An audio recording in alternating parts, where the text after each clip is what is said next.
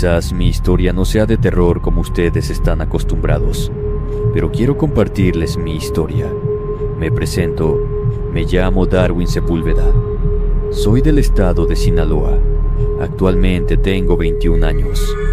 Lo que les voy a contar sucedió hace alrededor de 13 años. Yo era un niño, y perder a mi madre a esa edad, la verdad es que me marcó. La extraño. A pesar de que ya han pasado más de una década de su muerte, me hace falta. Yo tenía alrededor de 8 años cuando perdí a mi mamá. Por desgracia la desvivieron. Tardaron alrededor de 2 meses en encontrar su cuerpo, y no fue porque las autoridades lo hicieran. Fue porque mi abuelo Edmundo fue con una señora que le recomendaron. Una señora que le iba a decir exactamente dónde se encontraba el cuerpo. Recuerdo que fuimos mis abuelos y yo a casa de doña Cuquita. Había varias personas con problemas que los aquejaba por trabajos hechos con brujería. Yo la verdad me sentí abrumado al ver a tantas personas. Ya con los años comprendí que ver a unos niños ahí era porque estaban dañados por este tipo de maldad de algunas personas. El rostro de los abuelos era de tristeza, a pesar de que las personas les decían que habían acudido al lugar exacto y que Cuquita les ayudaría. Cuando les tocó el turno a mis abuelos, me dijeron que me quedara sentado y no me moviera por ningún motivo. Pero, al poco rato, mi abuelo me llamó y entré a casa de la señora. La abuela lloraba desconsolada. La señora le dijo que no era culpa suya, que esto se debió a un malentendido, pero que eso se solucionaría en un tiempo. Aquí haré una pausa de lo que doña Cuquita les dio a los abuelos, ya que es relevante para la historia. Mi abuelo me dijo que le tomara la mano a la señora, que me diría algo. Yo con cierto temor lo hice, pero al ver cómo le cambió la voz, sentí deseos de llorar. Era la voz de mi madre. Me pedía que fuera fuerte y que hiciera caso a los abuelos. Ellos ahora serían mis padres. Que fuera un buen niño y cuando llegara a la madurez sería un hombre de bien. Que ella estaría siempre a mi lado. Su voz sonó como un eco y de repente se apagó. Mi madre se había ido, pero no del todo. A la semana hicieron el funeral a mi madre. El ataúd permaneció cerrado. No tuve tan siquiera el poder de decirle adiós a mi madre. Todos los presentes me veían con lástima, pero eso no me importó. Por años sentía la presencia de mi madre. Por las noches sentía como ella se acostaba a mi lado y me abrazaba. Y sin faltar su beso de buenas noches, me decía cuánto me quería. Cuando crecí, supe bien qué fue lo que ocurrió. Al menos lo que le reveló aquella señora, Cuquita, hacía algunos años a mi abuela, solo a ella, pues me contó que regresó por más respuestas a tantas dudas que tenía por la muerte de mi madre. Yo ya tenía la edad de 16 años cuando una mañana tocaron a la puerta. Era Karina, la mejor amiga de mi madre. A pesar de que ya habían pasado algunos años, la reconocí. Recuerdo que lloraba y le pedía perdón a la abuela. Yo las observaba desde la otra habitación. La mujer le confesó lo impensable a la abuela. Decía que mi madre la atormentaba desde hacía ya algún tiempo, que no la dejaba tranquila. Necesitaba su perdón, pero mi abuelita le dijo que no, que ya era tarde y que merecido se lo tenía. Karina le dijo que la perdonara. No entendía el motivo, pero cuando sacó a aquella mujer de la casa, mi abuela comenzó a llorar. Ahí fue cuando me enteré de lo que realmente había sucedido con mi madre. Mi madre trabajaba en el campo, en un almacén donde llevaban las papas para ser pesadas y colocarlas en arpillas para la venta o para la exportación a otros estados o ciudades. Mi madre en ese tiempo tenía la edad de 26 años. Era joven y bonita, no tenía novio ni pareja. Karina, que era su mejor amiga, Siempre la andaba animando para que conociera a alguien, pero mi madre nunca le hizo caso. Doña Cuquita le dijo a mi abuela después que le dijeran dónde encontrar el cuerpo de su hija. Mi abuela me contó que justamente se encontraba en el sitio dicho por la señora, pues estaba a medio cubrir debajo de un árbol. Sus restos estaban ya en estado de descomposición avanzada, pero en sus manos se encontraba una pulsera que tenía las iniciales del nombre de Karina. La mujer con engaños había llevado a mi madre a que la acompañara, pues en ese lado de las tierras de siembra había encontrado varias arpillas que, según ella, algún empleado se las quiso llevar y su jefe mandó a que las recogiera. Le pidió que Rosalinda, como se llamaba mi madre, le ayudara. Eso era mentira, pues el hombre le había pagado a Karina para que, con engaños, llevara a mi madre. Al llegar Karina, se dio la vuelta dejándola con el hombre. A pesar de sus gritos, su mejor amiga se fue de ahí. Como sabrán, mi madre fue ultrajada y desvivida por el fulano ese. Como la tierra en esos sitios siempre se encuentra removida, pasó desapercibida para los que ahí trabajaban. Pero justo como se lo había dicho doña Cuquita a mi madre, la culpable iba a llegar sola a pedir perdón. Pero no solo eso, pues a la persona le quedaba poco tiempo de vida y necesitaba el perdón de la abuela. Además aseguraban que, en el almacén, mi madre se aparecía en ese sitio. Pero dejó de hacerlo cuando aquel hombre, sabiendo que habían encontrado el cadáver de mi madre, esa misma noche se quedó en el almacén y se ahorcó justamente en el árbol donde había enterrado a mi madre. Han pasado ya varios años de lo acontecido. Yo sigo sintiéndola a mi lado cuando más la necesito. Cuando estoy enfermo, a mí me hubiese gustado que ella estuviera conmigo. Pero lamentablemente por unos cuantos billetes y la maldad de un hombre, eso no fue posible. Al menos mi madre fue encontrada. Otras madres no, y espero, deseo con todo el corazón que aquellos que tengan a sus madres desaparecidas las encuentren como nosotros encontramos a la mía. Saludos y un gran abrazo a todas las mujeres que tienen la bendición de ser madres.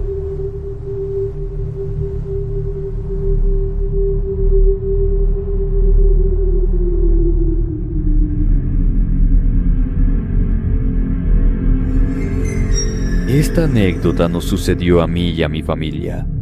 Nosotros somos oriundos del estado de Querétaro, pero cuando éramos niños nos vinimos a Estados Unidos. Mi nombre es Delia Ríos. Tengo 28 años y lo que les contaré nos sucedió cuando cruzamos por el desierto de Arizona. Mi madre falleció víctima de un cáncer. Mi padre pensó que en esa ciudad ya no teníamos nada que hacer después de que la sepultamos. En un inicio, él se iría solo, pero pensó si ya había perdido el amor de su vida. No quería perdernos a nosotros, que éramos lo único que quedábamos de ella. Con el poco o mucho dinero que teníamos, nos fuimos en autobús hasta Sonora. Ahí nos quedamos como 6 meses, hasta que logró contactar a una persona que nos pasaría para el otro lado. Los primeros 2 días fueron como lo esperábamos, un calor abrasador en el día, frío seco por la noche. Caminábamos sin hablar mucho, cuidando nuestras reservas de agua, nuestras fuerzas.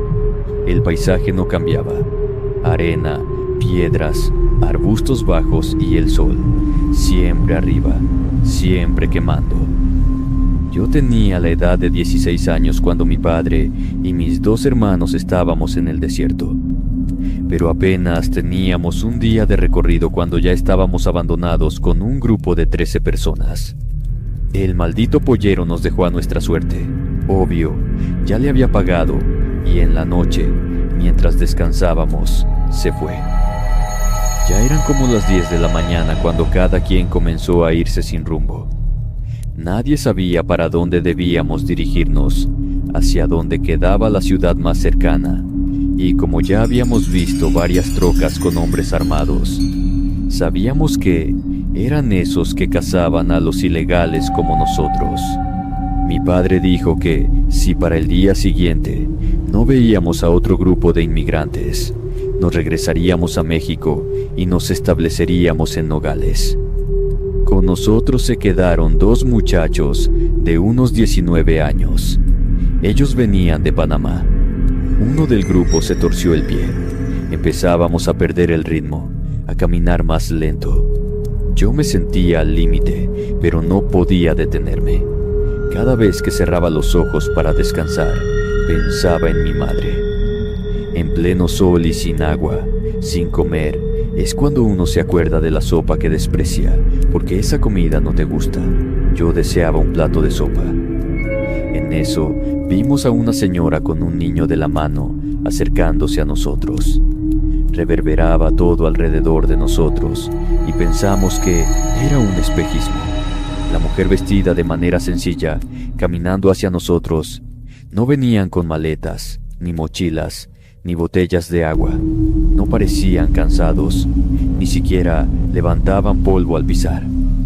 Cuando llegó a nuestro lado, en su espalda colgaba una jícara y nos ofreció agua.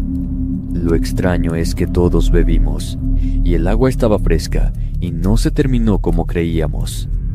Le preguntamos si a ella también la habían dejado, y ella solo asintió, pero nos dijo que sabía cómo llegar a la ciudad más cercana, pero que rodearíamos porque había un rancho que cazaba a los ilegales.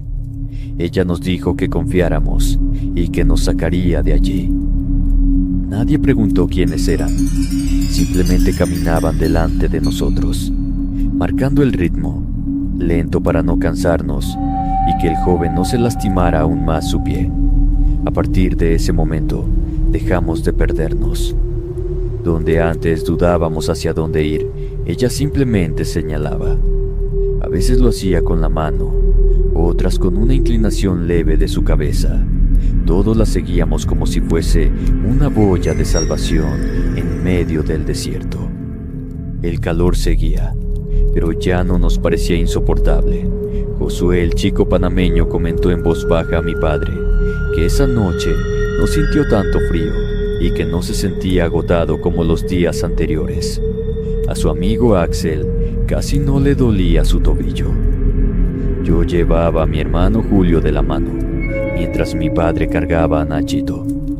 Caminaba detrás de la señora y su hijo. Noté que ella nunca miró atrás y el niño tampoco. Caminaban lado a lado y cuando alguno de nosotros tropezaba, ellos se detenían y esperaba que continuara caminando aquel que había tropezado o caído.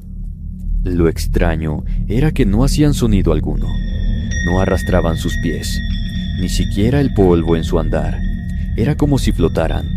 Yo pensaba que tal vez era una migrante más, alguna mujer que había cruzado tantas veces que ya no necesitaba mapas ni pollero que los guiara. Pero había algo más. No se les escuchaba resoplar con el intenso calor. No sudaba, su ropa estaba limpia, el cabello sin una sola hebra fuera del lugar. El pequeño ni se quejaba de que estuviera cansado o que lo cargara en brazos, ni lloraba siquiera, siempre con un carrito en su mano. Esa noche dormimos mejor. No teníamos con qué cubrirnos del frío, pero el suelo parecía menos duro.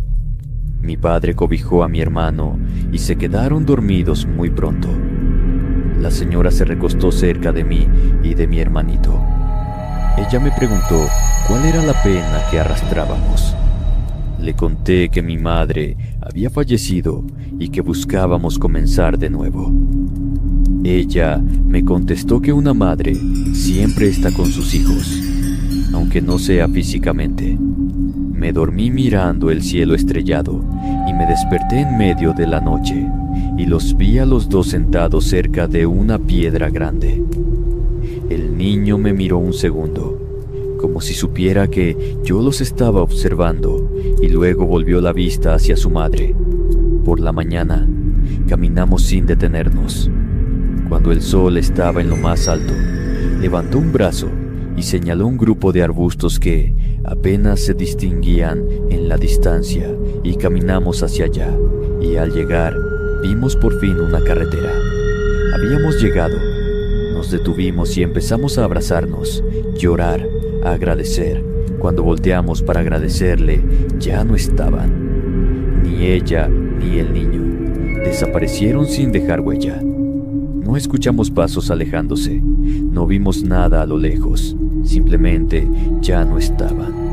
Lo que nos había guiado hasta llegar con bien a la ciudad más cercana fue un alma en pena de una madre y su hijo.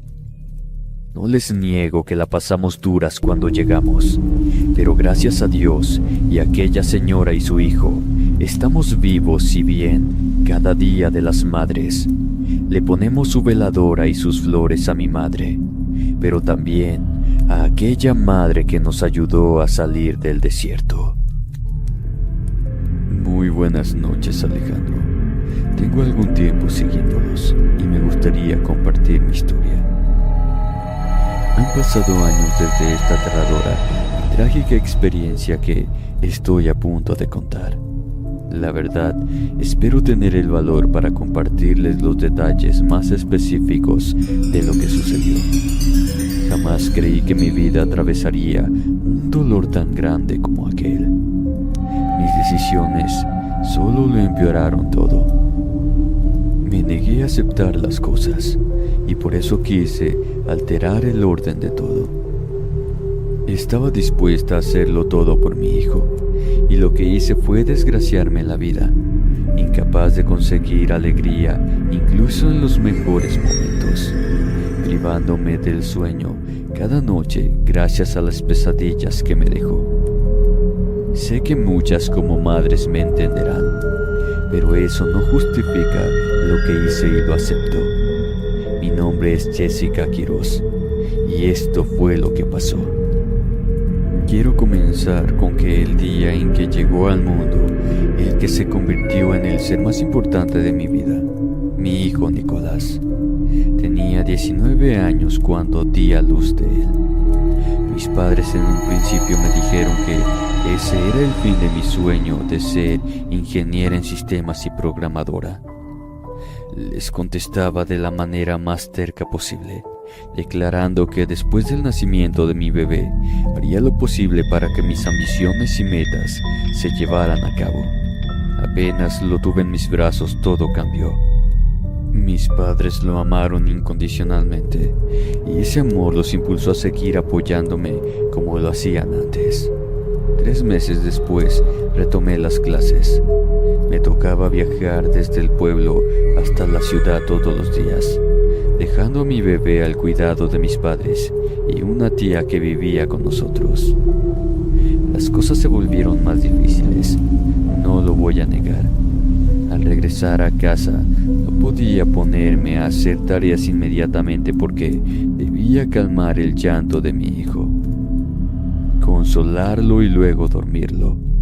Las horas de sueño que tenía eran muy pocas, pero cada noche me repetía que tendría un futuro, que sería una profesional y que a mi bebé le daría todo. El padre de Nicolás me abandonó cuando apenas llevaba 2 meses de embarazo. Nunca más volví a saber de él. Algunos me dijeron que se fue del país, y la verdad era que no me importaba. Me sentía autosuficiente como para salir adelante con mi hijo sin la ayuda de ese cobarde. Claro que mis padres fueron una parte muy fundamental en todo el proceso.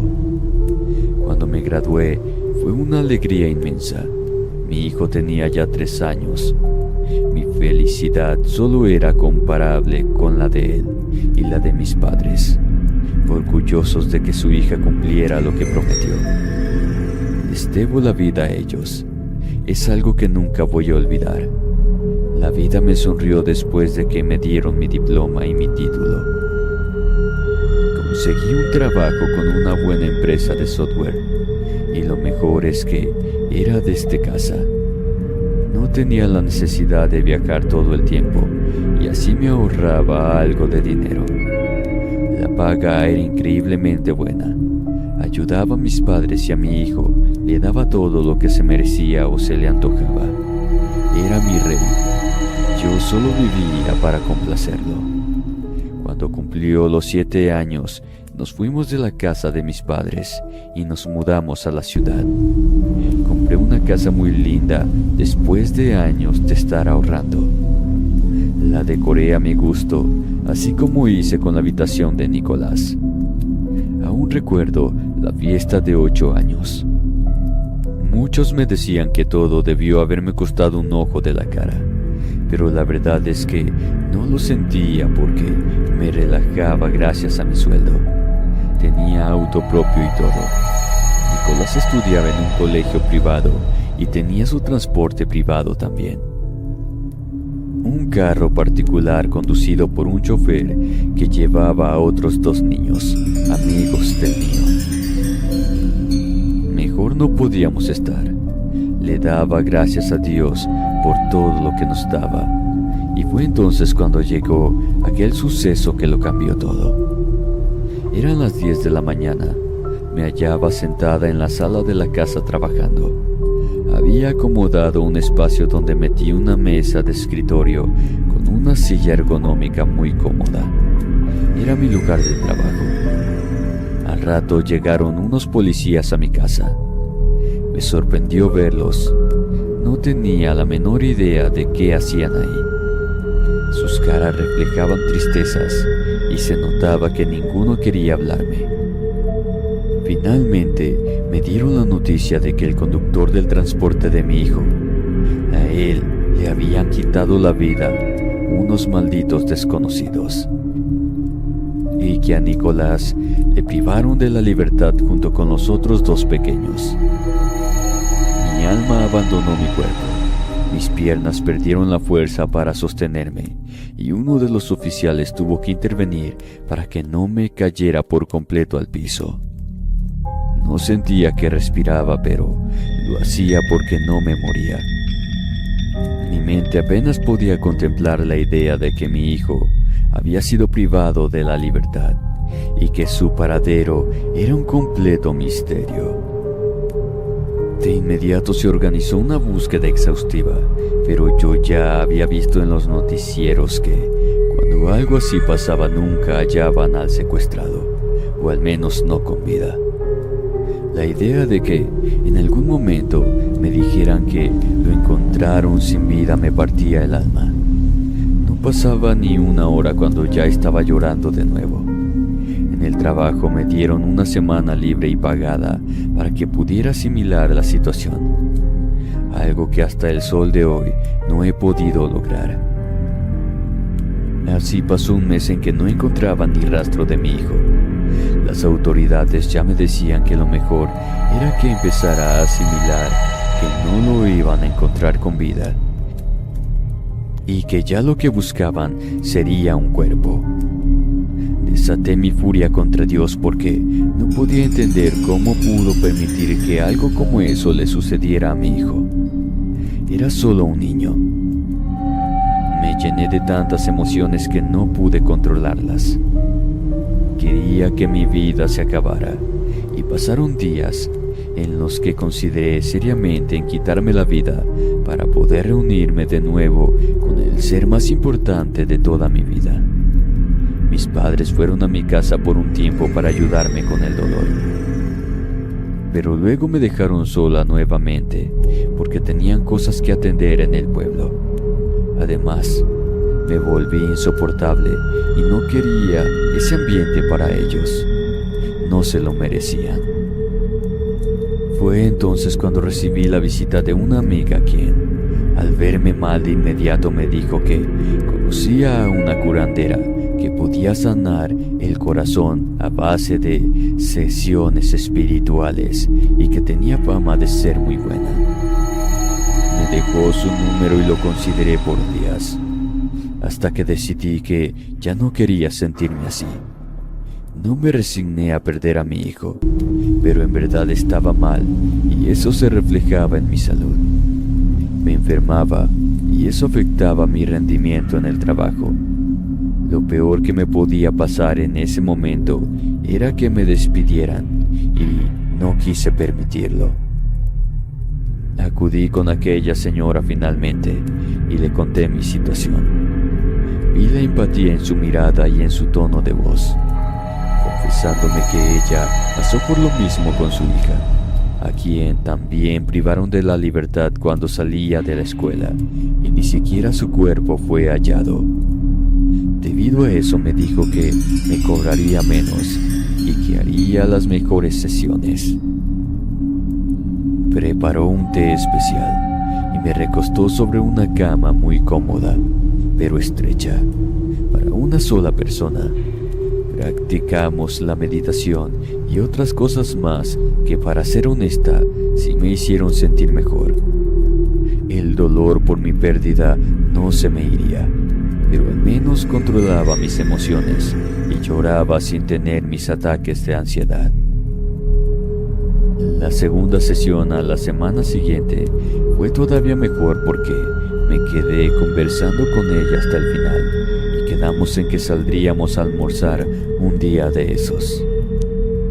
No tenía palabras para agradecerle por lo que hacía por mí y estaba a punto de recuperar la fe en Dios y pedirle en que sanara mi corazón. Pero para la quinta sesión me entró una curiosidad enorme. Pensé que si esa señora tenía el don para sanar de esa manera, entonces podría tener habilidad para poder hallar a mi hijo, o al menos para recuperar su cuerpo. Como les mencioné antes, nunca perdí la esperanza de volverlo a ver. Se lo comenté y se quedó callada mirándome fijamente. No sé qué pasaba por su mente, pero con unos ojos fijos puestos en los míos me preguntó si de verdad estaba dispuesta a hacer todo por mi hijo. Le dije que sí sin vacilar, esperando que me dijera algo que le devolviera la vida a mi alma. Salió de la habitación y buscó en otra hasta que regresó con un pergamino en sus manos. Dijo que lo que allí estaba escrito contenía unas instrucciones para invocar a un ente demoníaco muy poderoso que me concedería todo lo que yo quisiera sin importar lo que fuera. Pero de inmediato me advirtió que el precio que pagaría por eso era demasiado caro para cualquier persona, incluso para una madre desesperada como yo. Nunca me había relacionado con algo como eso, y dudando de mí misma extendí la mano para agarrar el pergamino y apretarlo con fuerza. Tenía un pequeño sello que se quitaba y se volvía a poner uno muy moderno. Retomé la conversación con la señora, quien me dijo que si me lo llevaba entonces las sesiones llegarían a su fin. Estuve de acuerdo con eso. Le di las gracias y me fui de ahí muy nerviosa. Me preguntaba si sería capaz de hacer algo como eso para encontrar a Nicolás. Pasaron días en los que pasaba de todo y al final terminé escuchándome la idea de que una madre debía hacer hasta lo imposible por sus hijos.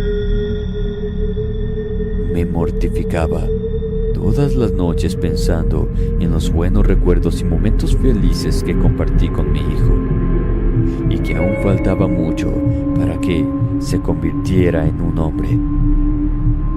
No pude aguantar más y una mañana desperté decidida a que haría todo lo que el pergamino decía. Y lo había leído tantas veces que ya me sabía todo el procedimiento de memoria, el cual no voy a mencionar para evitar que a cualquiera se le ocurra intentarlo. Lo hice después de terminar de trabajar, a eso de las 5 de la tarde. Desde hace días tenía todas las cosas necesarias. Me senté en la sala y preparé todo para luego recitar las palabras en orden y pronunciación correctos. Tardé unos 15 minutos en terminar, pero luego no sucedió nada. Pensé que había hecho algo mal, así que lo repetí, pero no obtuve un resultado diferente. Fue cuando pensé que todo era una pérdida de tiempo, así que recogí las cosas y las metí en una gaveta de un mueble en la sala. Al día siguiente me desperté con las mismas ganas del día anterior en querer volver a intentar el procedimiento, intentando invocar a aquella entidad demoníaca para pedirle que me trajera a mi hijo de vuelta. Tampoco pasó nada cuando terminé y la situación ya empezaba a obstinarme. No me detuve ahí, así que seguí haciéndolo todos los días, hasta que una semana después obtuve los primeros resultados. Me di cuenta momentos antes de quedarme dormida. Me hallaba acostada en mi cuarto cuando de repente escuché pasos desde el otro lado de la puerta en el pasillo. Me incorporé y me quedé mirando fijamente a la parte de abajo del marco. Por costumbre, siempre dejaba encendida la luz de la sala y el reflejo se podía apreciar. Veía una sombra que pasaba de un lado a otro, y cuando preguntaba quién estaba ahí, de inmediato se iba, como si se asustara. Me sentía nerviosa, pero con el miedo que esperaba. Creo que repetí tantas veces el procedimiento que mi mente se sugestionó con la idea de que pronto vería a una entidad demoníaca, y eso significaba en parte tener contacto con actividades paranormales y siniestras, como la de esa noche, aunque fue muy leve. Eso siguió pasando por 3 noches seguidas, pero a la cuarta fue diferente. En lugar de pasos, lo que escuché fueron voces de muchas personas hablando al mismo tiempo, que me decían que sabían dónde estaba mi hijo y que si él lo quería, me lo podían devolver. Yo, con miedo pero al mismo tiempo entusiasmada, preguntaba al aire a quién se referían, pero no hacían más que reírse, como si se estuviesen burlando de mí. Eso me desesperaba, pero al menos me daba cuenta de que lo que hacía cada tarde estaba funcionando, lento pero con resultados. Eso me dio a entender que en cualquier momento haría el famoso pacto, y de ser así, entonces Nicolás volvería a estar entre mis brazos. Aunque no sabía si estaría vivo o sin vida.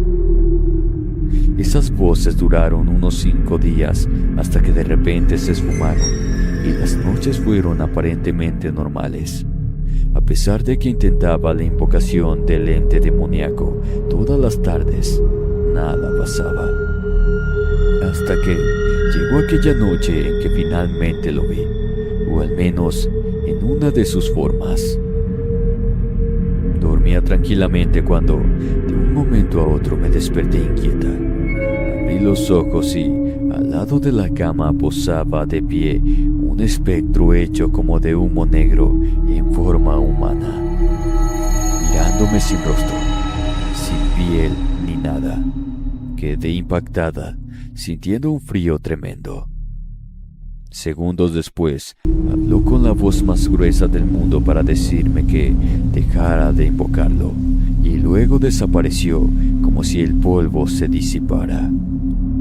Jamás en mi vida había visto algo similar, y por sus palabras deduje que ese era el ente demoníaco con el que quería hacer el pacto. No sabía qué pensar. Me estaba metiendo de lleno con algo que no comprendía por mucho que indagara. Leer no era lo mismo que experimentar, pero la esperanza de volver a ver a mi hijo era lo único que me mantenía de pie.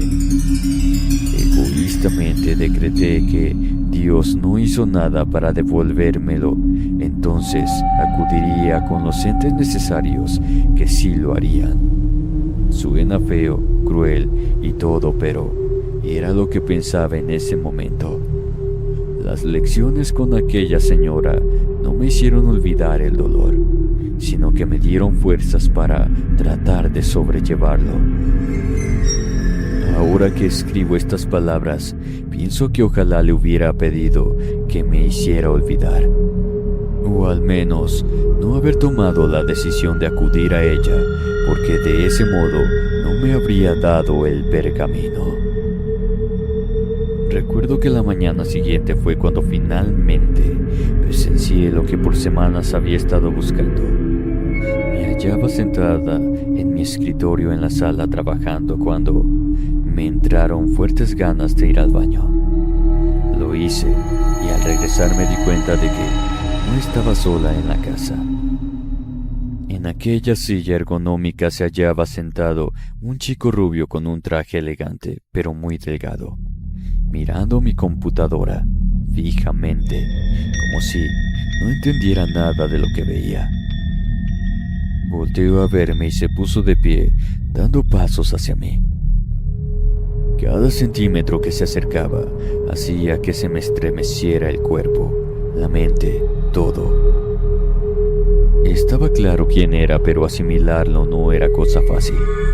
Se detuvo a 1 metro de mí y me dijo que me admiraba por haber intentado invocarlo tantas veces y con mucha insistencia. No podía apreciar su belleza por 2 cosas. Era exageradamente flaco y además sabía que venía del infierno, así que un ser bueno no era. Aunque tenía la impresión de que conocía mis intenciones, de todos modos me preguntó qué era lo que quería. Le dije que me devolviera a mi hijo sano y salvo. Se echó a reír y me rodeó caminando, tocando mi cuerpo con sus dedos suavemente. Con una mirada morbosa y un tono de voz incómodo, me preguntó si era capaz de pagar el precio tan elevado por semejante exigencia. Le pregunté qué era y de nuevo se burló, declarando que ocultarlo era lo que para él lo hacía interesante. Al no recibir respuesta, se puso delante de mí nuevamente y me pidió que me pusiera de rodillas porque solo así me lo concedería. No lo dudé ni por un segundo, hasta bajé la mirada y le repetí mi petición. Con una fuerza tremenda y con una sola mano me levantó como si no pesara nada. Estando de pie otra vez, me tocó el hombro, me guiñó el ojo y pasó hacia mi espalda. Me dio mucho miedo, así que volteé rápidamente, pero este ya no se encontraba. Desapareció sin dejar rastro alguno. Caí de rodillas nuevamente, pero fue porque me sentía demasiado cansada. Mi corazón comenzó a acelerarse sin razón y tosía sin parar. Algo se me atoraba en la garganta y minutos después tuve la sensación de haberlo expulsado, pero no vi nada. Todo fue muy raro. Me preparé una bebida para aliviar el dolor y luego continué con mi trabajo. Me quedaba mirando hacia la puerta principal esperando que se abriera y entrara mi hijo, haciendo como si no llevara meses desaparecido, o que la policía me llamara para decirme que lo habían encontrado sano y salvo, y que acudiera a la estación para recogerlo, tomarle la declaración junto con el testimonio. Nada de eso pasó. Ni siquiera comí por quedarme en los muebles esperando a que el milagro tan esperado sucediera. Me fui a la cama como si hubiera perdido a mi hijo ese mismo día. Tenía un nudo en la garganta y me sentía más vacía que nunca. Miré fijamente con las piernas encogidas y con la sábana hasta el pecho. Cuando el reloj marcó las 12 en punto, comencé a escuchar una voz nuevamente, pero no era cualquiera, era la de mi hijo, del otro lado de la puerta que me llamaba. Me pedía que fuera por él, que estaba asustado y que no quería sentirse solo. No lo dudé ni por un segundo y salí corriendo. Abrí la puerta y entonces vi su silueta correr por el pasillo hasta cruzar hacia la sala. Lo perseguí, pero no fui capaz de alcanzarlo. Entonces su voz pareció multiplicarse y ya no estaba en una dirección, sino en todas partes. Reía, lloraba, disfrutaba, me llamaba y a veces me pedía ayuda. Esa fue la peor tortura para mí, y fue cuando grité con todas mis fuerzas que lo quería de vuelta, que me lo regresaran sin importar cuál fuera el precio. Lo último que escuché de él fue que me dijo que nos volveríamos a ver, y segundos después las voces cesaron, dejando toda la casa en silencio mientras me sumía en un dolor que creí haber olvidado. Caminé de nuevo hasta mi cuarto con una gran decepción. Todo lo del pacto parecía un engaño y me quedé dormida mientras las lágrimas se secaban en mis mejillas. Al día siguiente me despertó un ruido a eso de las 6 de la mañana. Era el televisor de la sala que estaba encendido. Reconocí el canal de inmediato. Era el que ponía mi hijo para ver sus caricaturas antes de irse al colegio. Me levanté corriendo sin saber lo que me esperaría y ahí lo vi, sentado en la alfombra con las piernas cruzadas y a poco más de 1 metro de la gran pantalla, concentrado. Tenía su ropa favorita puesta y cuando volteó a verme corrió con una gran emoción gritando «mamá». Cuando lo pude tocar y abrazar, caí de rodillas frente a él mientras lo apretaba con semejante fuerza que terminó quejándose y luego me disculpé por eso. Me preguntó por qué lloraba y solo pude responderle que porque estaba feliz de verlo. Él no tenía recuerdos de haber sido privado de la libertad ni nada parecido. Era mi hijo y nada más me importaba. Corrió por toda la casa como acostumbraba. Le hice el desayuno. Luego volvió a ver la televisión mientras yo trabajaba. Encontró con qué entretenerse mientras yo pensaba cómo iba a hacer para revelarle a todos que había regresado. Pensé en mis padres, en lo que dirían y luego en la policía, quienes lo interrogarían para intentar saber qué pasó con los otros 2 niños. Eso se hubiera convertido en una noticia muy famosa, así que decidí mantener todo en secreto, aunque no tanto. Solo no le conté a nadie, pero sí salía con él por la calle, sin responderle preguntas a la gente sobre si era mi hijo o no. Así pasó una semana en que todo iba bien, hasta que decidimos ir a un parque donde me quedé sentada en la grama mientras él corría con otros niños.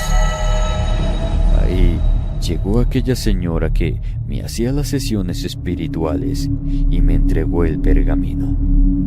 Primero me dijo que me veía muy feliz y rápidamente corrí para abrazarla y agradecerle por todo lo que hizo por mí. Sin embargo, no me correspondió la alegría y susurrando me dijo que ese de ahí no era mi hijo, mucho menos un niño, y me advirtió que tuviera cuidado porque pronto llegaría el momento en que tendría que pagarle a la entidad demoníaca. Se fue y no la volví a ver más nunca en la vida.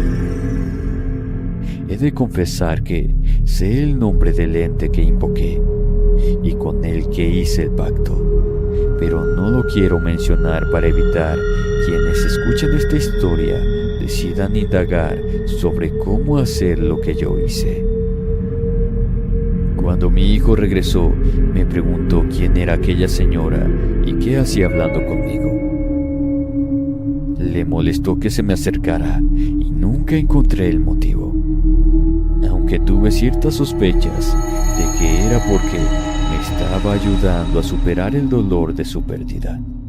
Sin embargo, en ese momento Nicolás no tenía manera de saber lo que sucedía en su ausencia, y ese fue el primer indicio que tuve de que algo raro pasaba. Pero he de confesar que estar con él me hacía olvidar todo, incluso aquello de lo que debía preocuparme, que era el precio de que tocaría pagarle al ente demoníaco por haberme regresado a mi hijo, tal y como se lo pedí. 2 días después, llegaría aquella noche en la que mis pequeñas sospechas crecían al punto de incomodarme. Me hallaba durmiendo con una tranquilidad tremenda en mi cuarto.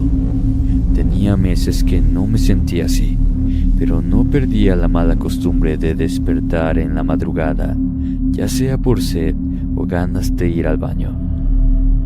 Abrí los ojos y me asustó la presencia de mi hijo de pie al lado de la cama, mirándome fijamente, como si estuviese impresionado, o paranoico quizás. Retrocedí de inmediato, y cuando me di cuenta de que era él, le pregunté qué le pasaba. Totalmente preocupada, no me dio respuesta, solo seguía ahí viéndome sin parpadear y sin moverse. Era como estar frente a una estatua. Cuando toqué sus manos estaban heladas, como si de un muro de hielo se tratase. Me puse de pie y lo agarré por los hombros con la intención de guiarlo hasta su cuarto. Quise creer que era sonámbulo, pero no dejaba de preocuparme su temperatura corporal. Tuve miedo, no voy a decir que no, y fue por eso que me negué a tomar un termómetro y ponérselo en la axila. No quise llevarme una impresión fuera de lo normal. Caminó con mi ayuda. Solo me faltaba empujarlo suavemente y se dejaba guiar. Lo acosté en su cama y lo arropé, pero la noche no terminó ahí. Cuando me acerqué para darle un beso de buenas noches, me dijo que tenía miedo y que se sentía muy asustado. Lo consolé diciéndole que no tenía que temerle a nada porque yo no iba a permitir que algo malo le sucediera. Luego me confesó de que estaba en un lugar caluroso, rodeado de cosas que le querían hacer daño. Me hablaba todavía sin mirarme, con los ojos abiertos como campanas y sin parpadear. En esa ocasión no sabía qué responderle, así que le dije que se acostara y durmiera porque al despertar se sentiría mejor.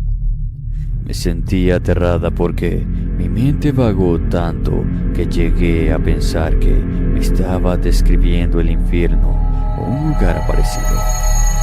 Cuando cerró sus ojos salí del cuarto y lo dejé descansar, contando con que eso era solo una secuela de lo que sea que le pasó cuando no estaba, algo que no tenía ni las mínimas intenciones de saber. Al día siguiente seguía negándome a que saliera a la calle por sí solo. Por más que me lo pidiera, no se lo iba a conceder, y tuve que regañarlo fuertemente para que se le quitara la idea. A eso de las 11 de la mañana, decidí poner en pausa mi trabajo para cocinar el almuerzo. Era demasiado buena en lo que hacía, tanto que mi ausencia debía ser reportada y no me daba problemas por el trabajo de 8 horas. Lo podía hacer en tan solo 4. Estaba en la cocina esperando a que el aceite se calentara lo suficiente cuando de repente todos los sartenes, platos y vasos salieron disparados por los aires, como si estuviésemos dentro de un huracán por 2 segundos, o como si la casa se hubiese sacudido violentamente, aparentando ser de juguete.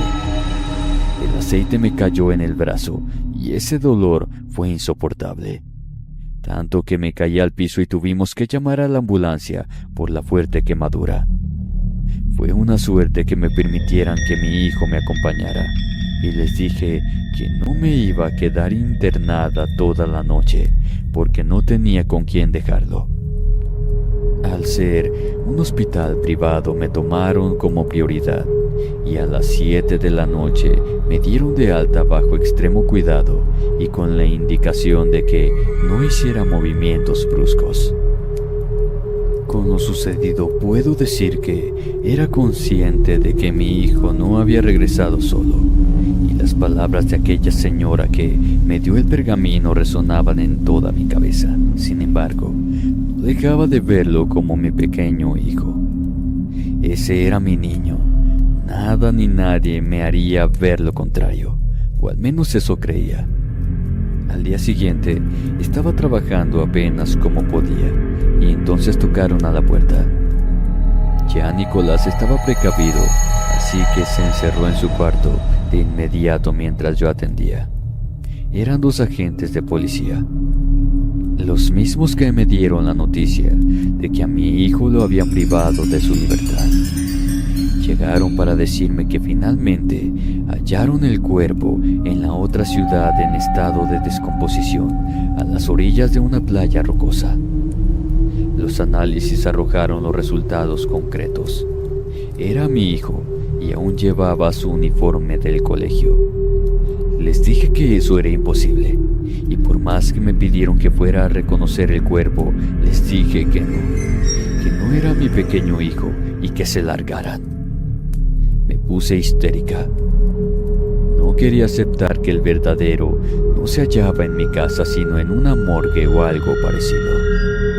Se fueron con la mirada muy triste, mientras yo me secaba las lágrimas de la impotencia porque seguía con las ganas de querer devolver el tiempo e impedir que Nicolás asistiera ese día a clases.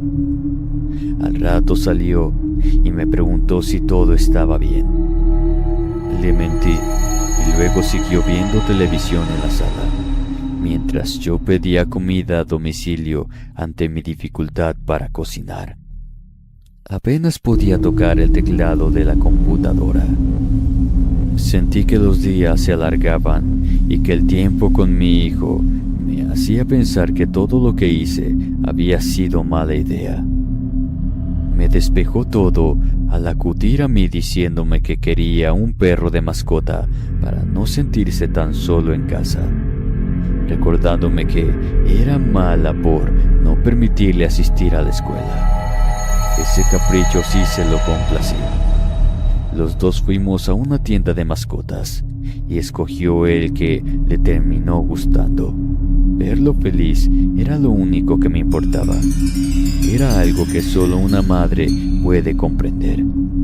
Cuando mis padres llamaron preguntándome cómo me sentía, les dije que bien, con una felicidad que no era fingida, aunque sí cuestionada. Quisieron visitarme, pero les dije que no, de todas las maneras posibles, hasta que los convencí de que se quedaran en el pueblo y que sería yo quien iría en un día de esos.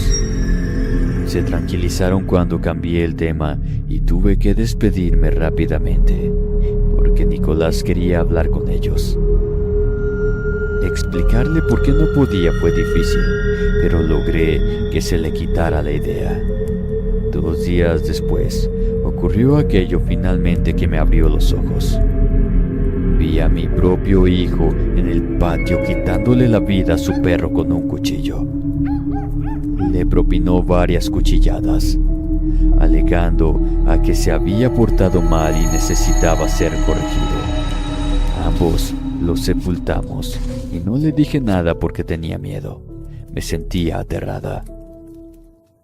Mi auténtico niño no sería capaz de una cosa de esas, y con verlo ya no sentía felicidad, sino tristeza y el horror al darme cuenta de que no sabía quién o qué era lo que vivía conmigo. La historia llegó a su fin 2 noches después, cuando no podía dormir y Nicolás entró de repente al cuarto con un cuchillo en la mano, histérico y paranoico, lanzándose sobre mí, intentando clavar el filo en mi piel. Ambos forcejeamos, pero era evidente que la fuerza de un niño no se podía comparar con la mía. Con lágrimas en los ojos, le pedí que se detuviera, que yo era su madre, pero su voz ya no era dulce, sino se asemejaba a la de aquellos espectros que escuché antes de que el ente demoníaco apareciera. Mi propio hijo me hizo cortadas que me dieron a entender que no se detendría hasta quitarme la vida. Así que le quité el cuchillo y terminé con el trabajo. Lo vi tendido en el piso sin respirar, para luego partir en llanto de rodillas. sin poder gritar porque no quería que nadie me escuchara y acudiera de repente a la casa. Lo llevé al patio y ahí lo enterré al lado del perro. A 2 metros de mí apareció aquel chico rubio y delgado riéndose y burlándose, declarando que la deuda había sido saldada. El pago por el regreso de mi hijo era que yo misma tendría que matarlo. Una vez que terminé de sepultarlo, el ente desapareció y no volví a verlo nunca más. Quedé peor que cuando a Nicolás se lo llevaron.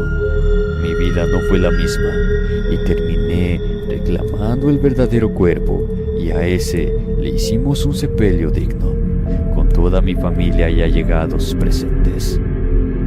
No he vuelto a encontrar alegría ni felicidad en ninguna de mis experiencias, y creo que seguiré así hasta el final de mis días. Hoy han pasado ya 6 años desde entonces. Nadie conoce la verdad, solo yo, el demonio, y ahora ustedes. Todas las noches escucho pasos en la sala, risas infantiles que no pertenecen a este mundo. Tal vez no se fue mi hijo del todo, o lo que yo creía que era.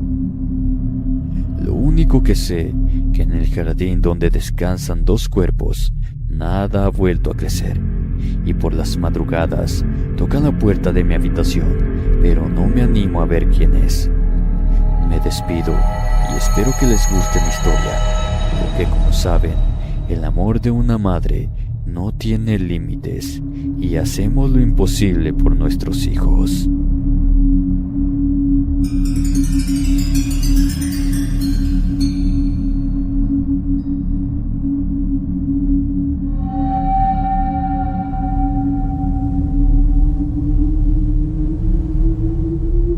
Muy buenas tardes, inframundo, y a toda la comunidad. Antes de iniciar con lo que les deseo contar, quiero felicitar a aquellas que tienen la bendición de ser madres. Me llamo Betsaida Saavedra. Tengo 18 años viviendo en Mexicali, Baja California. Mi esposo compró una casa en los límites de la ciudad. Tiene una mirada panorámica de toda la Rumorosa. La verdad es que se ve excelente todo el año, hasta cuando está nevada.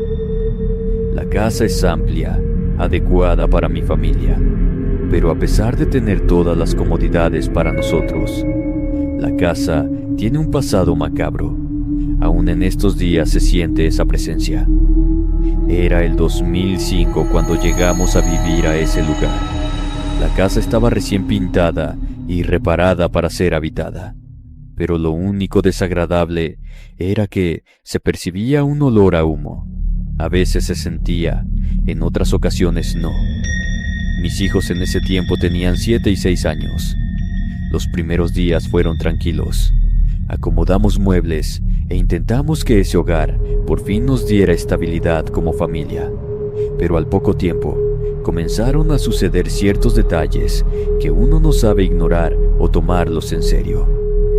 Algunas noches, cuando todos dormíamos, despertaba con el olor a humo, apenas perceptible, como si algo se hubiera encendido. Mi esposo se levantaba y revisaba el patio o el frente. No había nada, ni siquiera a cigarro ni a leña quemada. Ese olor pesado que queda impregnado en la ropa, en los muebles, en la piel. Al día siguiente mi esposo mandó a un técnico para que revisara de que no se tratara de algún cable viejo de la instalación eléctrica, pero todo estaba bien. A los pocos días, los niños comenzaron a decir que, cuando llegaban de la escuela, decían que veían a una señora que siempre salía por la puerta que da hacia el patio. Fue Iñaki, el más pequeño, quien empezó a hablar de una mujer que veía por las noches. Decía que la miraba parada al pie de la escalera o en el pasillo y que no tenía rostro. Mi hijo solo la describía como que era humo. No me lo dijo una sola vez, sino varias, con esa seguridad con la que hablan los niños cuando no están inventando. Yo no veía nada, solo percibía el olor. Nunca sentí que esa presencia quisiera hacernos daño. No se movían cosas, no se rompía nada, pero ya mis 2 hijos veían a esa mujer. No dejé pasar el tiempo y decidí preguntar a los vecinos. Me costó un poco, pues a algunos se les notaba que no deseaban hablar de lo que en la casa había sucedido. Pero al final, una señora mayor, doña Berenice, que vivía en la casa de enfrente, me lo contó todo. Ella conoció a la familia Torres. Ellos eran los propietarios de la casa. El señor viajaba mucho al vecino país del norte. Era madrugada de un 10 de mayo de 1987 y hubo un incendio. Cortocircuito, dijeron. La señora Hortensia estaba con sus hijos. Logró sacarlos a tiempo, pero ella no alcanzó a salir, murió dentro. Las llamas la alcanzaron antes de que los vecinos o los bomberos pudieran hacer algo. El cuerpo fue hallado cerca de la escalera, tratando de alcanzar la salida. Nadie volvió a vivir en la casa por muchos años hasta que llegamos nosotros. Esa información me cayó como un balde de agua helada. A eso se debía el olor. Lo que mis hijos veían era un fantasma, una aparición en forma de humo negro. Pero nunca nos atacó, ni siquiera les hizo daño a los niños. Solo los veía desde la puerta. Creo que ella creía que eran sus hijos. Como madre los cuidaba y no lastimaba, pero aún así no dejaba de causar cierto miedo. Llegó la fecha del Día de las Madres y fue cuando se hizo presente. Pobre mujer. Tenía su rostro desfigurado por las llamas. Su ropa mostraba la carne llena de ámpulas. Sentí tristeza al verla. Creo que ella no me percibió, pues siguió su camino desapareciendo en la escalera. Al día siguiente hablé con un sacerdote y le conté lo que sabíamos, lo que estaba sucediendo en casa, y aceptó venir a bendecir la casa. Fue una ceremonia sencilla. Caminó por cada habitación, murmurando oraciones, lanzando agua bendita en las esquinas. No esperé que algo cambiara de inmediato y no lo hizo. El olor continuó apareciendo algunas noches. Iñaki aún decía que veía a la mujer, aunque con el tiempo lo hacía cada vez con menos frecuencia. Mis hijos con el tiempo empezaron a dormir más tranquilos y yo también. Ya han pasado muchos años y le pregunto a mi marido si él aún la siente. Me dice que de vez en cuando en las madrugadas, pero ya no le tiene miedo. Él por un tiempo trató de contactar a la familia de la señora Hortensia, pero nunca tuvimos éxito. Ni siquiera contestaron a través de las redes sociales. Hay personas que sepultan a sus fallecidos y no desean saber más de ellos, y ella es una de esas que fue olvidada, al parecer por sus hijos también, pues he escuchado como algunos hijos buscan a sus madres fallecidas. Mi esposo tiene la esperanza que un día alguno de los hijos de Hortensia toque a la puerta para ver el sitio donde vivieron y lo que ella hizo por ellos. No cabe duda que el pendiente de una madre al irse de este plano inmenso, y yo lo pude comprobar, la señora Hortensia no se ha ido del todo. Se hace presente cada 10 de mayo. Mis hijos ya no la perciben, pero yo sí. Siento como si me transmitiera su pena. Le rezo todas las noches. Le digo que ya se vaya a descansar, que sus hijos ya no viven aquí, pero parece que sigue anclada a esta casa.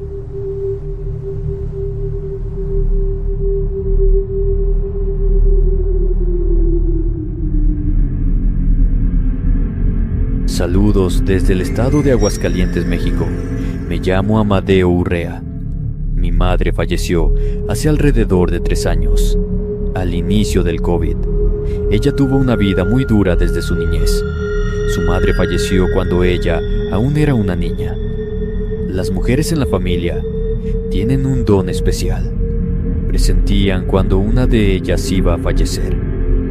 Sentían las presencias de quienes ya habían fallecido. Es por eso que mi madre fue de esas personas que creía en las apariciones, en lo sobrenatural, la vida después de la muerte. Siempre nos contaba que, cuando falleció su madre, la veía venir desde el camino que daba hacia el cementerio de su pueblo.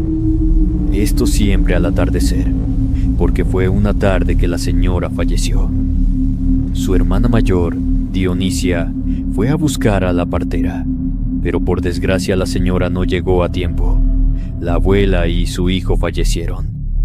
Lo extraño es que se dice que cuando las personas fallecen, se ven de la misma manera en cómo lo hacen, aunque ahora señalan que no, que algunos regresan de la forma en que fueron felices. La abuela Leonor se veía joven, no embarazada como había fallecido. Al menos ella la veía de esa manera, siempre sonriente, alegre, cantando una canción que siempre tarareaba cuando hacía sus quehaceres. Pero, como les digo, no todos la veían igual. Por alrededor de 3 años, mi madre decía que su abuela la soñaba con su hijo en brazos, ambos con sangre, sobre todo la criatura. Se veía rojo por el líquido y el cordón umbilical en su ombligo. La veía alejarse y ella la seguía. Ella volteaba para ver si aún venía detrás. Siempre era lo mismo. Entraba al cementerio, pero no desaparecía en la tumba donde fueron sepultados, sino en otra, en una que estaba desde 1897, en el que se veía el cráneo y cabellos largos de la persona que estaba sepultada allí. Su comadre la alentaba para que le preguntara qué era lo que quería, porque se detenía allí, pero el miedo se lo impedía. Así la estuvo soñando por un buen tiempo, hasta que por fin se decidió a preguntarle, pues despertaba cansada, como si hubiera trabajado toda la noche. Decía que era por la edad, pero se notaba que algo la inquietaba. Por momentos se volvía pensativa. Miraba hacia la nada como si esperara algo. Algunas noches la escuchaban hablar sola. Para el mes de mayo, unos días antes del Día de las Madres, llegó su comadre y se fueron al cementerio, no a la tumba de su hija, sino a donde ésta le señalaba. La tumba estaba tal y como la había soñado, olvidada, con las piedras hundidas y el pasto cubriéndola casi por completo. En una de las esquinas estaba abierta. Al asomarse se veía el cadáver de una persona. Cavaron un poco, sin mucha esperanza, pero bajo la tierra encontraron una caja de madera vieja, casi deshecha. Adentro, varias monedas de oro. No eran muchas, pero sí suficientes para ambas. Se miraron asombradas y asustadas. Decidieron no contarle a nadie. Tomaron las monedas y regresaron antes de que cayera la noche. Días después le mandaron hacer una buena tumba a su hija, con cruz de hierro y flores frescas. Mi madre decía que era lo justo, aunque su hermana Dionisia también la llegó a ver, pero ella se paralizaba. Le tenía miedo. Le pedía perdón por no haber llegado a tiempo con la partera. Dionisia la veía igual, embarazada, pero no en la manera como la veía su abuela. Por algún tiempo, la tía abuela Dionisia vivió atormentada por no haber podido ayudar a su madre y hermano. La tía Dionisia también falleció relativamente joven. Ella contaba que su madre la visitó y le dijo que tenía que arreglar todos los pendientes que tuviera. Por alrededor de 3 meses, la tía iba y venía a la capital para dejar a nombre de sus hijos los terrenos de siembra que tenía. Su marido ni cuenta se dio, ya que sabía que desde hacía tiempo le pintaba el cuerno. Mi padre quedó como apoderado de mis primos.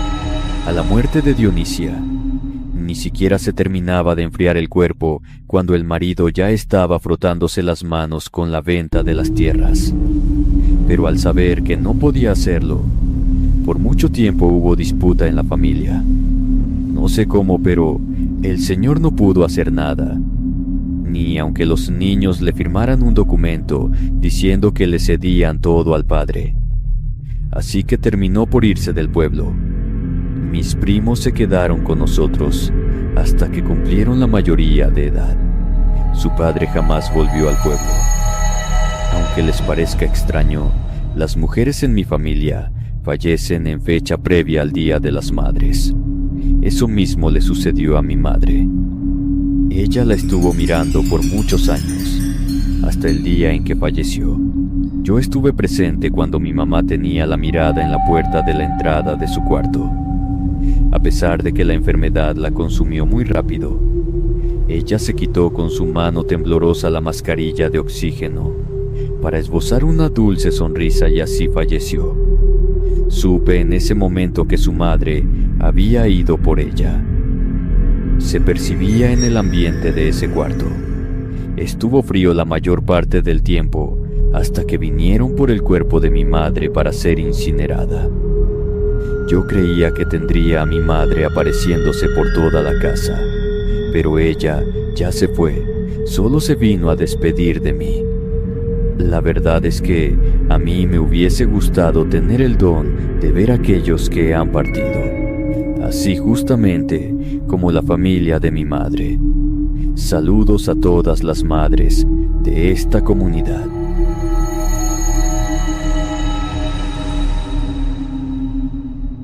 Mi nombre es Sandra Marroquín. Hace años, en un 14 de febrero, una fecha especial, mi novio y yo hicimos un pacto. En ese tiempo éramos jóvenes, de tan solo 17 años, y ninguno de los dos reparó que aquello podría traer consecuencias al pronunciar aquellas palabras. Era plena noche de San Valentín, cuando Alan tomó mi mano y me pidió que hiciéramos un pacto en el que prometiéramos que nuestro amor trascendería la vida y la muerte, juntos por toda la eternidad, aseguró Alan. En aquel momento, la idea nos pareció romántica, pero ninguno de los dos imaginábamos que, con el tiempo, ese pacto de amor eterno se convertiría en una condena para mí. Aún no terminaba ese año cuando un accidente nos separó. Un choque brutal con un camión. El chofer se quedó dormido. Yo desperté en el hospital y fue cuando me enteré que él no tuvo tanta suerte. Su partida me destrozó infinitamente, pero el verdadero tormento comenzó después. La primera vez que sentí que él estaba conmigo fue un año después, justamente el 14 de febrero. Esa mañana me desperté con la sensación de que alguien me observaba, y no solo eso, sino que la habitación se sentía fría. Pero en pleno mes de febrero aún se sentía frío. Estaba en el salón de clases cuando se sintió que la temperatura descendió bruscamente, y no fui la única que lo sintió, pues los compañeros comenzaron a ver el vapor de sus alientos. Alguien comentó que quizás había un fantasma entre nosotros. Yo lo dudaba, pues siempre fui bien escéptica en los temas de apariciones o cualquier fenómeno inexplicable. Pero sentí como un miedo se apoderó de todo mi ser cuando el olor a la loción que Alan usaba la olí. Puedo apostar que era él. Nerviosa me salí de la clase y me fui a casa. Le conté a mi madre lo que había sucedido, pero ella solo me abrazó diciéndome que era porque lo extrañaba, y el alma de los difuntos se quedan en este plano terrenal por cierto tiempo, que no me preocupara, pues Alan ya estaba por irse y esa era la despedida. Cabe aclarar que no le conté lo de nuestro pacto, pues ni yo recordaba en esos momentos que lo había hecho. Los años pasaron y cada vez que el 14 de febrero llegaba, sentía más su presencia, el aroma familiar de su loción, su canción favorita sonando en la radio. Realmente no importaba si estaba en mi casa o en otro lugar. Siempre sentí que aún estaba conmigo, lo que al principio me llenó de tristeza y nostalgia. Con el tiempo se convirtió en angustia y miedo. En varias ocasiones intenté ignorarlo, pero hacerlo solo parecía que se aferraba más a mí. Y fue durante un sueño que recordé que nuestro pacto no había sido solo un juego adolescente. Era un pacto, y él no tenía intención alguna de irse de mi lado. En la víspera de otro San Valentín, tomé un viejo álbum de fotos de la preparatoria, y con voz temblorosa hablé al aire, esperando que él me escuchara. Le dije que tenía que seguir adelante, que no podía vivir atrapada en un amor que había cruzado el umbral de la muerte, que olvidara nuestro pacto, que yo lo rompía, pues tenía que seguir adelante, y llegaría el día que conocería a un hombre, y con él pasaría el resto de mi vida. Les prometo que pensé que se iba a hacer presente, que las luces se apagarían y todo ese tipo de manifestaciones que cuentan, pero nada de eso sucedió y creí que él se había marchado. Apagué las luces y me acosté, con la esperanza de que eso había sido todo y sintiéndome libre. Pero esa noche fue la peor. No había pasado mucho cuando sentí una sensación de parálisis, como si algo estuviera sobre mí. Eso pesaba sobre mi pecho, como si alguien tratara de impedirme respirar. Intenté moverme, gritar, pero mi cuerpo no respondía. A los pocos minutos entró mi madre con una botella y la roció sobre mi cuerpo. Ella oraba y decía que se fuera, pues nadie lo había invitado. Después de unos minutos, comencé a sentir que ya no tenía la parálisis. Mi madre había visto que una sombra se arrastraba por el piso y entró a mi cuarto. Me escuchó cómo respiraba con dificultad y fue por el agua bendita que siempre tiene junto a su cama. Fue cuando me tuve que sincerar con mi madre y contarle que hicimos un pacto, pero no creíamos que él fuera a fallecer ese mismo año que lo hicimos. Mi madre buscó ayuda por varios centros espirituales, pues cuando intentamos hablar con el párroco de la iglesia me tachó de satanista. Aunque le explicara cómo sucedió todo, el cura no dio su brazo a torcer y no quiso ayudarme. Desde entonces, cada año pareciera que todo se repitiera, pues cada 14 de febrero, él regresa recordándome nuestro pacto. No importa lo que haga, dónde me encuentre o cuánto tiempo haya pasado. Alá no encontró la paz y yo pude por fin cerrar mi duelo y romper el pacto. Mi madre dice que los muertos buscan la manera de concluir sus asuntos pendientes, y este fue un asunto que no le permitía su descanso eterno.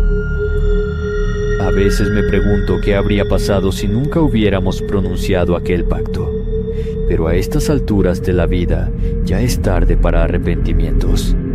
Yo solo espero que algún día su alma encuentre la paz que tanto necesita, y que, cuando ese momento llegue, yo pueda finalmente sentirme libre de ese pacto.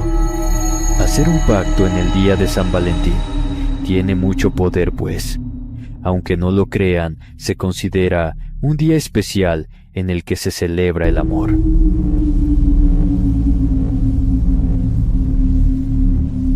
Me presento, mi nombre es Cristóbal Borjas, tengo 65 años y puedo decirles que soy un hombre arrepentido de haber recurrido a la brujería para que una mujer me amara. Yo mismo marqué mi destino. Tenía 45 años y para mí, la noche de San Valentín nunca significó mucho. Siempre había sido un espectador viendo cómo otros disfrutaban del amor, mientras yo permanecía al margen, pues nunca fui un hombre agraciado, así como tampoco aspiraba que algún día llegara a casarme. Pero ese año en mi pueblo hubo una feria, en la que los pueblos de los alrededores vienen a celebrarlo en grande. Fue en esa fiesta que conocí a Mónica, una bella joven, donde me di cuenta que el amor a primera vista existe, porque yo sí me enamoré de ella. pero la chica tenía tan solo 20 años y yo con 45. Era muy difícil que llamara su atención. Así que no me quedó de otra que acudir con la bruja del pueblo. A pesar de que la señora tenía fama de ser una charlatana si se lo proponía, pero con un buen fajo de billetes, creí que la vieja bailaría al son que yo le tocara. Me aseguraría de que todo saliera bien. Así que acudí con la bruja para que me hiciera el hechizo para tener a Mónica a mi lado, así fuera con la brujería. Esa noche que acudí a su casa, la mujer me veía con malicia y me aseguró que haría que esa joven se enamorara de mí, que la volvería loca y que jamás me dejaría. El embrujamiento lo haría la noche del 14 de febrero, una fecha especial según decía la maldita mujer. Me dio una lista para que se la llevara lo más pronto que fuera posible, así que me tuve que apresurar para poder tener todo lo que íbamos a necesitar en el ritual. Ella me dio instrucciones precisas. Me di cuenta que los ingredientes eran difíciles de conseguir, pero no imposibles.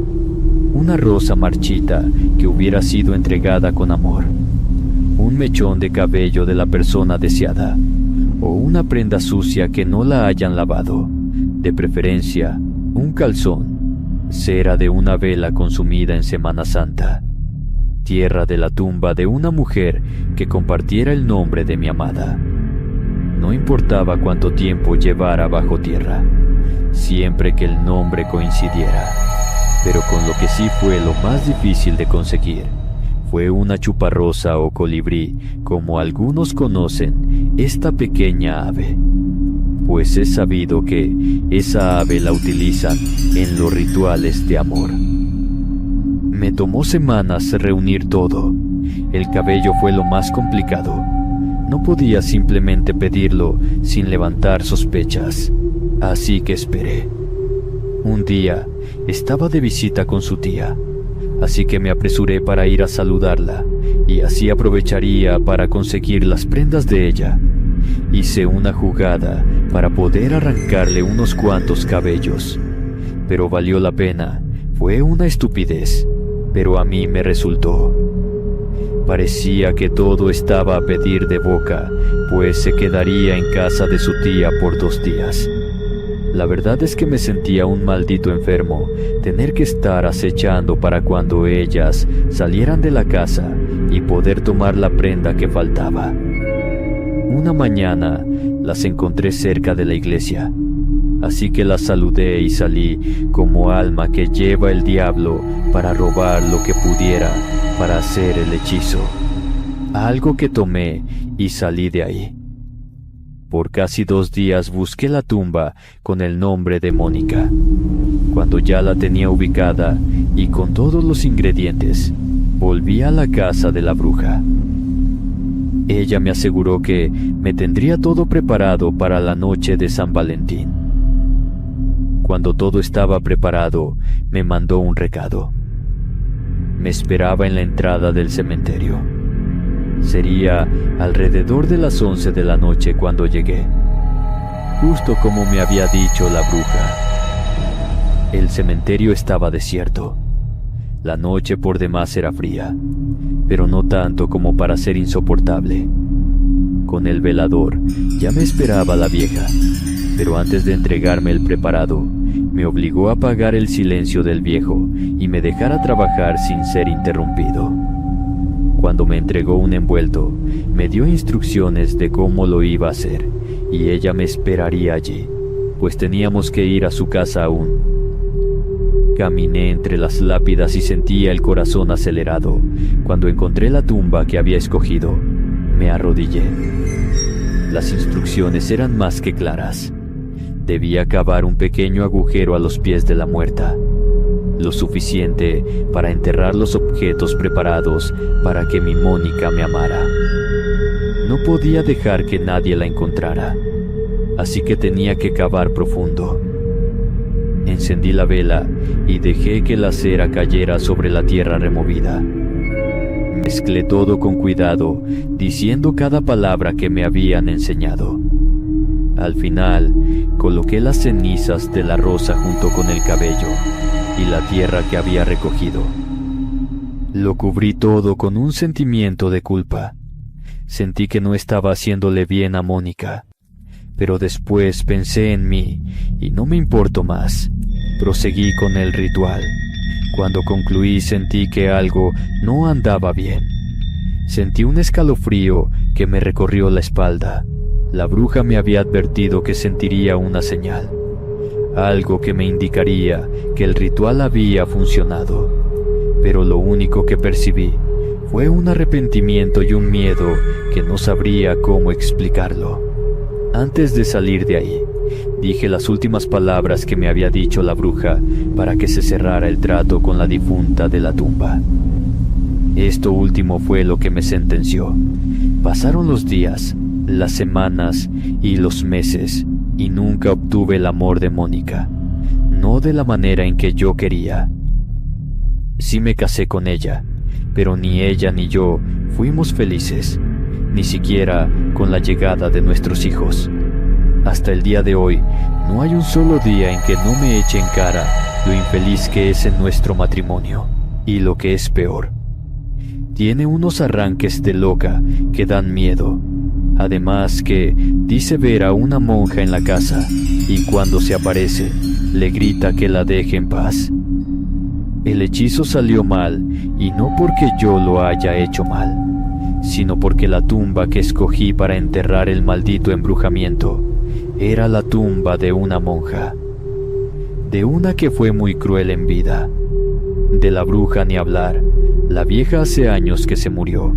Y aunque he buscado ayuda por otros sitios, me dicen que al estar muerta la bruja que hizo el hechizo, es difícil que otro brujo quiera tomar ese trabajo ya viejo.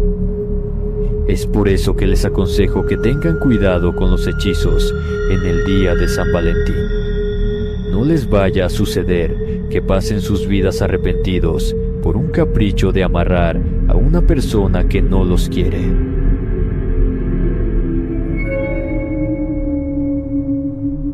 Solía amar el día de San Valentín. Por muchos años siempre fue una fecha especial para mí. Me gustaba sorprender a quien fuera mi novia en turnos con detalles únicos. Regalos que demostraran mi afecto de una forma y que me importaba esa persona en mi vida. Buenas tardes a todos. Me llamo Leonel Bejarano. Lo que les contaré me sucedió un mes de febrero de 1997. Durante los primeros años de nuestra relación, todo fluía de una manera que se notaba el amor entre Paola y yo. Pero aquel último 14 de febrero, algo cambió y desde entonces, esta fecha solo despierta en mí un rechazo a este día. Unas semanas antes de ese San Valentín, empecé a notar que su comportamiento era extraño, como si estuviera estudiando mis movimientos, el apartamento donde vivía. Después de esos días se mostraba distante, distraída, con una mirada perdida que nunca había visto en ella. Cuando le preguntaba si algo iba mal, sonreía con una expresión que parecía forzada y me aseguraba que todo estaba bien. Sin embargo, su conducta se tornó más rara, pues hablaba de cosas extrañas, de sueños que para ella parecían demasiado reales. Además, el tema de la brujería se hizo más frecuente. Para ese año, ya había comprado el anillo de compromiso para dárselo a Paola. Yo estaba enamorado de ella, pero estaba por descubrir el motivo de amarla tanto. Esa noche, la disfruté como nunca y sé que ella también, pero no podría explicarles el motivo por el cual no le pedía a Paula que se casara conmigo.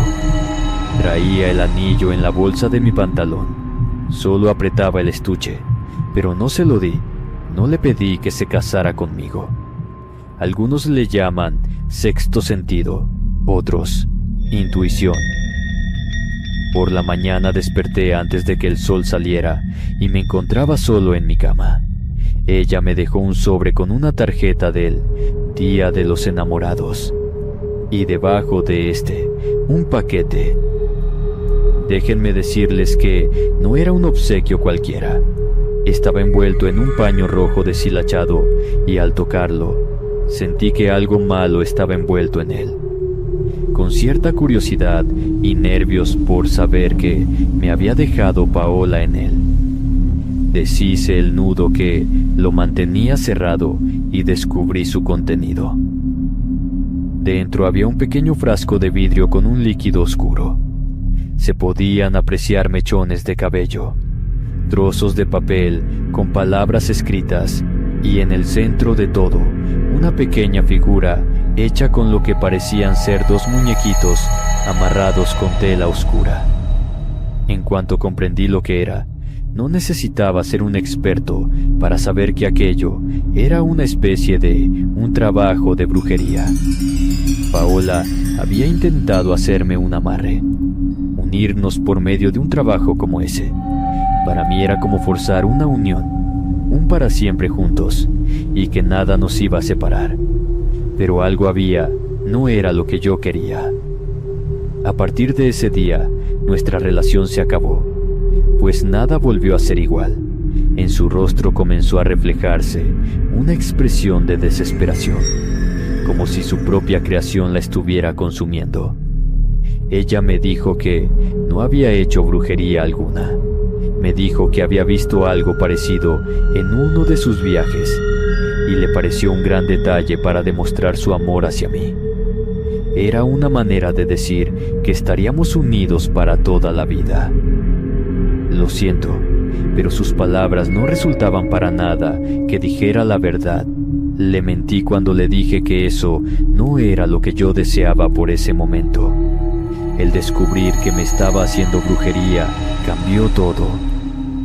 Se le notó un poco molesta y se compuso rápidamente.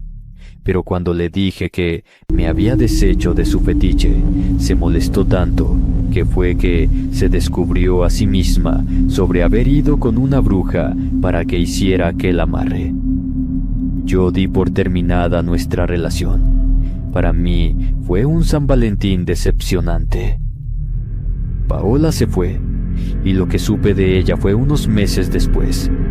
Una amiga en común me contó que sus noches se volvieron como si nunca volviera a salir el sol. Se le hacían eternas. Su piel palideció y su mirada se tornó vacía. Cuando supe lo que le estaba sucediendo, fui a buscarla y le dije que buscara ayuda. Pero cada vez que sacaba el tema, su actitud se volvía agresiva, diciéndome que el que necesitaba ayuda era yo. Reía sin motivo y me miraba con odio como si yo fuera el culpable de que ella hubiese recurrido a hacerme un amarre. Como les dije en un inicio, no lo necesitaba pues yo la amaba, pero su desconfianza e inseguridad la llevó a hacer aquel amarre. Las cosas solo empeoraron con el tiempo. Su madre un día encontró su habitación cubierta de objetos extraños. Círculos dibujados en el suelo, velas negras y rojas, fotografías nuestras con frases que se utilizan algo como que nunca la deje de amar y me quede a su lado. Intentaron hacerla entrar en razón, pero ya no era la misma. Algo en ella se había roto. Un día, incapaz de soportarlo más, decidí marcharme. No podía seguir ahogándome en algo que yo no pedí que me hicieran. Cuando me fui a despedir de ella, su rostro reflejó una expresión que nunca olvidaré. Fue una mezcla de tristeza y furia, de resignación, como si supiera que había perdido y no había marcha atrás. No me detuvo, no dijo nada, solo se quedó ahí, mirándome con melancolía de lo que pudo haber sido, y por su culpa no fue. En las cajas que empaqué, guardé aquel frasco, envuelto en aquel paño deshilachado. Un amigo me recomendó con un brujo. El anciano a verme, me observó por unos momentos, saqué el paño con el frasco. El brujo al verlo, me dijo que ese embrujamiento estaba mal hecho, que no funcionó en mí, pero sí en quien lo hizo. Aún así, me hizo una limpia y puso el frasco en una cajita negra y me mandó a enterrarlo en un cementerio, en la tumba que yo quisiera. Además me dio un amuleto que me protegió al menos como unos 3 años, y el cual iba a que me diera otro cuando el amuleto cumplía con su función. La tumba donde lo enterré era de un joven que había fallecido justamente un 14 de febrero. Desde entonces odio San Valentín, no por rencor ni por miedo, sino porque me recuerda lo que pueden llegar a ser algunas personas cuando son inseguras en lo que a su pareja se refiere. Eso se vuelve en obsesión. Paola se casó unos 2 años antes que yo, lo cual me dio gusto. Lo irónico en esto es que yo me casé en el 2005, un 14 de febrero, Día de los Enamorados.